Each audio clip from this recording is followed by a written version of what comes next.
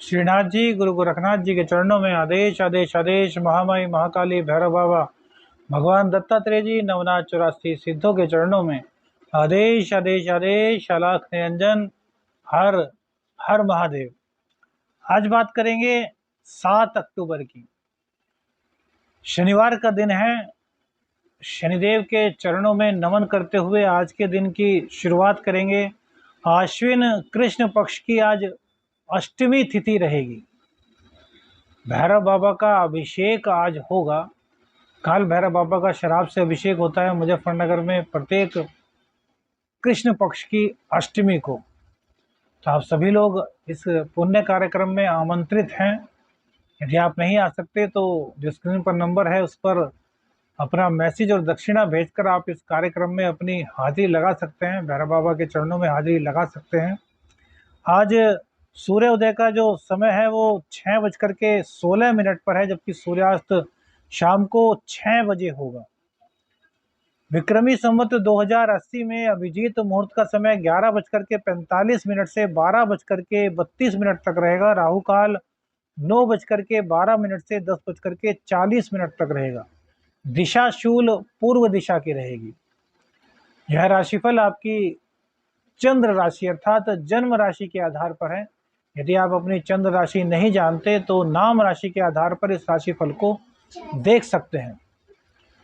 लग्न और राशि दोनों से ही राशिफल देखना चाहिए और उसके बाद उसका एक औसत निकालना चाहिए, जिससे कि आप अपने अगले दिन के भविष्य के काफ़ी नज़दीक पहुंच सकें और आपको पता चल सके कि आज क्या करना है और क्या नहीं करना।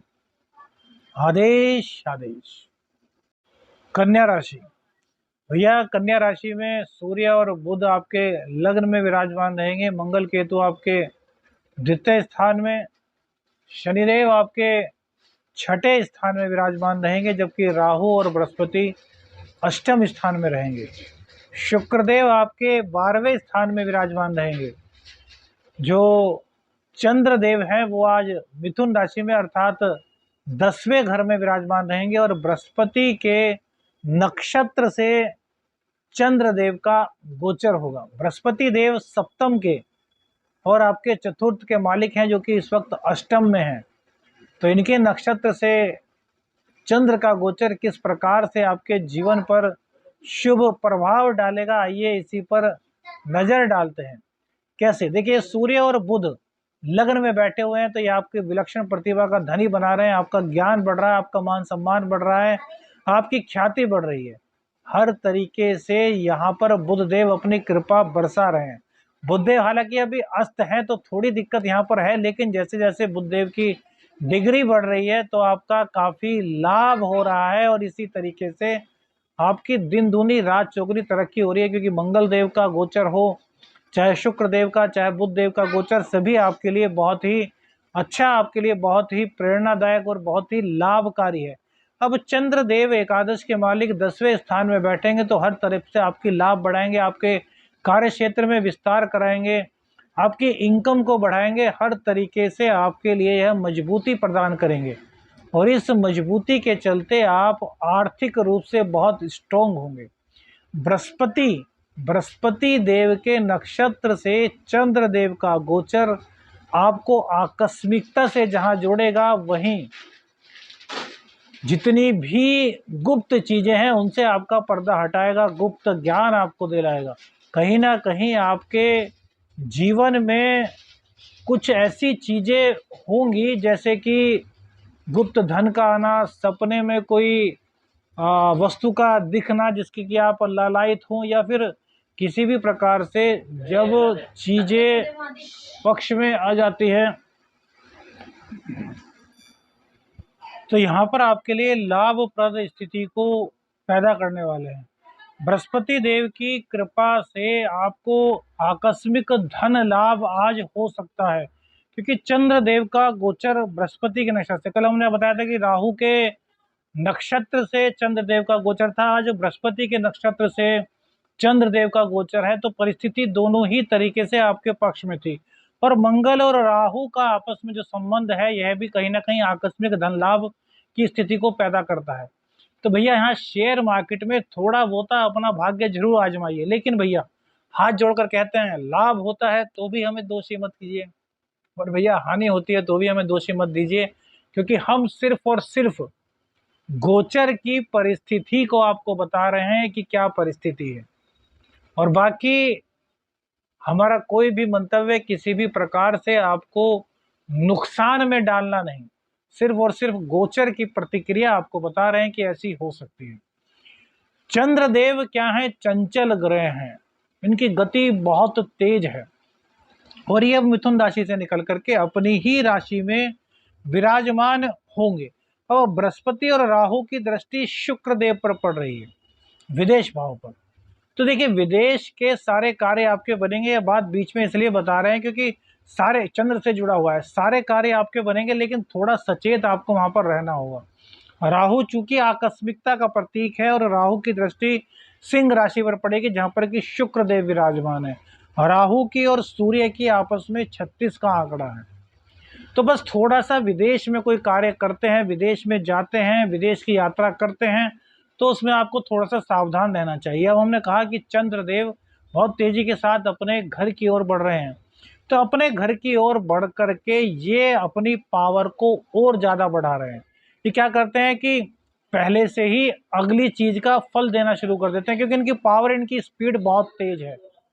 तो इस कंडीशन में क्या होगा कि इनकम के नए नए रिसोर्सेज आपको दिखाएंगे, कहाँ कहाँ से आप धन गेट कर सकते हैं इसकी परिस्थिति को आपको समझाएंगे, और इन परिस्थितियों को समझने में आपको ज़्यादा समय भी नहीं लगेगा, क्योंकि बृहस्पति के नक्षत्र से चंद्रदेव का गोचर होगा। अब बात करते हैं मंगल देव की। देखिए मंगल देव आपके अष्टम के और तृतीय भाव के स्वामी हैं, जो कि द्वितीय स्थान में बैठ गए हैं, धन के स्थान में बैठ गए हैं। तो यह भी आपके धन के नए नए मार्ग खोल रहे हैं, नए धन के नए रास्ते खोल रहे हैं, हर तरीके से आपको धन आगमन की चीजें दिखा रहे हैं। लेकिन यहाँ पर वाणी को कड़वा कर रहे हैं, तो वाणी को कड़वा कड़वा करेंगे तो भैया कई कई चीजों में आपकी दिक्कतें होंगी। जैसे कि सबसे पहले इनकी दृष्टि, उच्च दृष्टि पंचम भाव पर पड़ेगी। तो पंचम भाव ज्ञान का भाव है, संतान का भाव है, प्रेम का भाव है। तो ज्ञान तो यहाँ पर क्योंकि बृहस्पति से दृष्ट है, तो ज्ञान तो आपका बढ़ाएंगे। राशि शनि की है, शनि अपनी मूल त्रिकोण राशि में है, तो प्रेम संबंधों को भी आपके बहुत ज्यादा मजबूत करेंगे, लेकिन गलत फहमी में कहीं ना कहीं डाल सकते हैं। संतान के साथ कुछ मतभेद हो सकता है, तो पोलाइटली अब उनसे आप बिहेव करेंगे तो उनके लिए अच्छा रहेगा, आपके लिए अच्छा रहेगा, वो आपकी बात मानेंगे। हाँ, संतान का थोड़ा मन इस वक्त पढ़ाई से हट सकता है, तो मंगल देव क्या है ना, मंगल देव पराक्रम के कारक हैं, और पराक्रम का बच्चों में कोई ज्यादा काम नहीं, समझ रहे हैं ना, सेनापति हैं वो। तो सेनापति का काम होता है वो बच्चों से थोड़ा अलग होता है, अलग क्या, बहुत अलग होता है। तो ऐसे में बच्चों का मन पढ़ाई में लगे, उनका कंसंट्रेशन, उन पर थोड़ा सा आपको ध्यान देना होगा, उनको आपको पूरी तरीके से आंखों में क्या हो, उनको आपको पूरी तरीके से समझाना होगा, उनकी एक दिनचर्या व्यवस्थित करनी होगी, उनका टाइम टेबल आपको सूट करना होगा, जिससे कि वो पढ़ सके। और जिन बच्चों का पढ़ाई में बिल्कुल मन नहीं लगता, वो भैया स्क्रीन पर लिखे हुए नंबर पर कांटेक्ट कीजिए। हम एक सरस्वती बंद, एक सरस्वती अलग ही तरह की एक रुद्राक्ष का कॉम्बिनेशन होता है, उसको सिद्ध करके बनाते हैं, जिससे कि बच्चों का पढ़ाई में मन लगने लगता है। वो बहुत बेहतरीन प्रक्रिया है, यदि आप चाहते हैं तो आपको मिल जाएगा। विपिन जी से आप संपर्क कर सकते हैं, लेकिन जो नंबर आया उस पर खाली व्हाट्सअप मैसेज कीजिए, कॉल मत कीजिए, क्योंकि कॉल का अप्लाई आपको नहीं मिल पाएगा। कॉल का रिप्लाई करने का वक्त भैया नहीं हो पाता, क्योंकि मैं हूँ बस खाली अकेला ही। थोड़ी देर के लिए विपिन जी आते हैं, उस फ़ोन को देखते हैं, और जो उसमें मैसेज होते हैं उनका रिप्लाई आपको करते हैं। बुध और सूर्य के बारे में हमने बताया, बुध देव थोड़े अभी कमजोर हैं, लेकिन बुध देव मजबूत स्थिति में है, अपनी उच्च राशि में है, तो आपको नौकरी में सफलता दिलाएंगे, मान सम्मान दिलाएंगे, आपके लगन में विलक्षण प्रतिभा शामिल होगी, आप विलक्षण प्रतिभा के धनी बनेंगे। हर तरीके से आपको बुध देव का सहयोग मिलेगा, चाहे नौकरी हो चाहे बिजनेस, आपके हर चीज में, आपकी आर्थिक स्थिति में बहुत मजबूती के साथ आपको खड़ा कर रहे हैं, और रोग रिपु ऋण आपके पूरी तरीके से समाप्त हो रहे हैं। शिक्षा में थोड़ा सा व्यवधान हमने बताया है कि मन का भटकाव या फिर वाणी की कड़वाहट शिक्षा से बच्चों का थोड़ा सा मन भटकाव पैदा कर सकती है। बात करते हैं दाम्पत्य जीवन की। बहुत सी जो महिलाएं हैं उनके ज़रूर मैसेज आते हैं कि भैया एस्ट्रो शावर मित्र जी दाम्पत्य जीवन के बारे में बताया। ये देखिए दाम्पत्य जीवन यहाँ पर अच्छा चल रहा है। सूर्य की वजह से थोड़ी सी अभिमान की स्थिति दाम्पत्य जीवन में आपके दिक्कत पैदा करने वाली है। और दूसरी बात, सप्तमेश जो है वो अष्टम स्थान में बैठे हुए हैं, तो बृहस्पति देव का पीड़ित होना कहीं ना कहीं आपके दाम्पत्य जीवन में दिक्कत का माहौल बना रहा है। तो इससे उबरने के लिए आपको क्या करना चाहिए? सबसे पहले तो सूर्य भगवान को रोजाना अर्घ प्रदान कीजिए। प्रत्येक बृहस्पतिवार को पति और पत्नी जाकर के गेहूं का दान मंदिर में करें। कन्या राशि वालों के लिए खास तौर से उपाय है, भैया सभी राशि वाले मत करना। और दूसरी बात, यदि पति और पत्नी अपने संबंधों को अच्छा बनाना चाहते हैं, एक दूसरे से प्यार करते हैं, लेकिन परिस्थिति वश उनके बीच में मतभेद चल रहा है, दूरियां बढ़ गई हैं, तो ऐसे में बृहस्पति के व्रत करें और पूर्णिमा के दिन सत्यनारायण भगवान की कथा कीजिए। और इस कथा में अपने बंधु बांधवों को, चाहे आपकी उनसे भले ही मन में खटास क्यों ना हो, क्योंकि आजकल के टाइम में ये चीज़ें हमें देखिए नॉर्मल सी होती हैं, भले ही खटास क्यों ना हो, उनको भी बुलाइए, कथा में बैठाइए, प्रसाद दीजिए, पूरा सम्मान कीजिए। आप देखेंगे कि बहुत जल्दी आपकी स्थितियां बदल जाएंगी। लेकिन बृहस्पति का व्रत करना बहुत जरूरी है।